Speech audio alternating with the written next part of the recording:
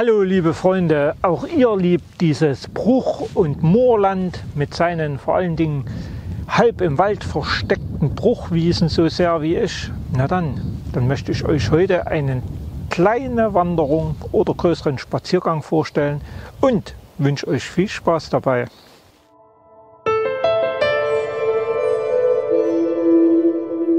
Ganz romantisch an der alten Havel gelegen finden wir das Feriendorf Drevensee im kleinen verträumten Ahrensberg. Selbiges wollen wir heute als Start für unsere knapp 6 Kilometer lange Wanderung nehmen.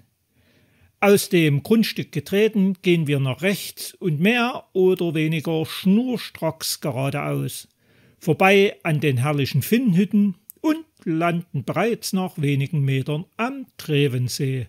Ihr wollt hineinspringen? Bitteschön, aber heute ohne mich. Bei den Temperaturen ziehe ich das Laufen vor.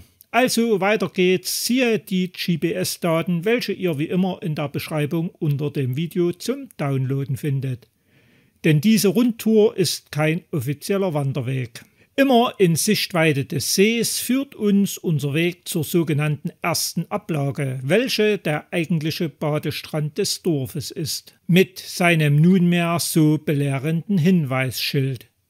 Aber wollen wir mal nicht zu viel meckern, denn inzwischen steht fest, ein neuer Steg soll nun doch gebaut werden. Die Frage, wann? In diesem Jahr, im nächsten oder erst in 2 Jahren? Diese Frage konnte mir noch niemand beantworten. Also spazieren wir immer weiter in Seenähe, an der ersten Kreuzung wieder nach rechts.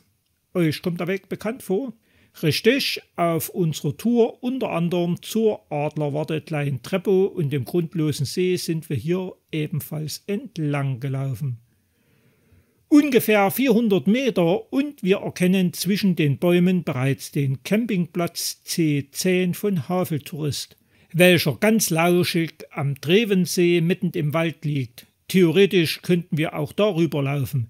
Aber wisst ihr was? Wir probieren heute etwas anderes aus und biegen an diesem kleinen Abzweig links in den Waldweg ab, welcher uns schließlich zur asphaltierten Zufahrtsstraße für den Campingplatz führt. Diese zweigt nach wenigen Metern rechts ab. Wir gehen jedoch geradeaus weiter. Die Grobrichtung kennt ihr ja, wenn ihr meine Filme regelmäßig schaut. Nämlich in Richtung Klötnowbruch. Wer natürlich vom Campingplatz kommt, der verlässt selbigen und folgt logischerweise der Ausfahrtsstraße für ca. 200 Meter, stößt ebenfalls auf unsere gerade angesprochene Kreuzung und geht in diesem Falle natürlich nach rechts. Zur Linken sehen wir bereits den alten Entwässerungsgraben, siehe das Thema Melioration und die herrliche Bruchwiese, beziehungsweise den Wald, in welchem sich der für unsere heutige Rundtour namensgebende Schreisee mit seinem Moor versteckt. Bevor wir aufs Feld stoßen, welches bereits zwischen den Bäumen zu erkennen ist, müssen wir links abbiegen und ab hier dürft ihr träumen, eure Gedanken spazieren lassen. Es geht einfach nur ganz entspannt der Nase nach geradeaus. Wer Lust hat, der kann auch einige Schritte nach rechts vom Weg abgehen und sich an immer neuen Bildern der Bruchwiese am Klötnow erfreuen. Zur Linken rückt der Bruchwald vom Schreisee ebenfalls nah an unseren Weg heran. Nächste Kreuzung geht es, richtig, wieder nach links. Eigentlich kann man sich überhaupt nicht verlaufen.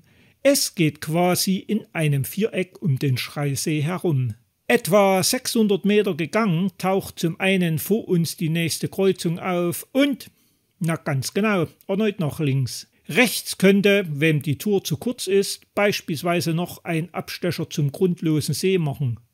Doch bevor wir weitergehen, entdecken wir auch, ebenfalls zu unserer Rechten, den nächsten Bruchwald.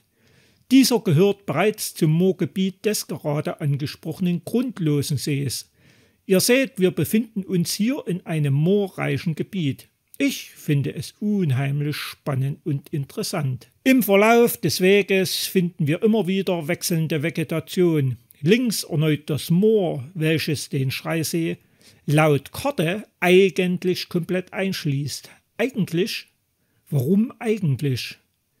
Zum einen handelt es sich hier teilweise um privaten Wald bzw. Grund und Boden, Zum anderen, obwohl der See wirklich fast komplett eingeschlossen ist, verirren sich Tiere ab und an in den See. Erst einmal darin finden sie in der Regel kein Entkommen und müssen ertrinken.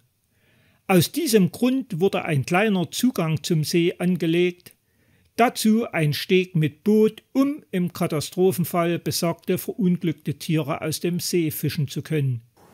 Und ganz ehrlich, vielleicht sollten wir nicht überall unsere Nase hineinstecken und solch eine Perle der Natur in Frieden schlummern lassen. Oder? Was denkt ihr? Erfreuen wir uns stattdessen an den Vlies vom Schreisee ins nächste Moorgebiet und diese himmlisch schönen, neuerlichen Bruchwiesen. Wer auf kürzesten Weg zum Campingplatz möchte, dem bietet sich am Ende des Moors eine neue Möglichkeit, natürlich links zum Abkürzen. Wer jedoch ins Feriendorf am Drevensee möchte, der gehe bitte zunächst einen knappen halben Kilometer geradeaus weiter. Kommt euch die Kreuzung bekannt vor? Stimmt, der Möglichkeiten tun sich hier erneut viele auf.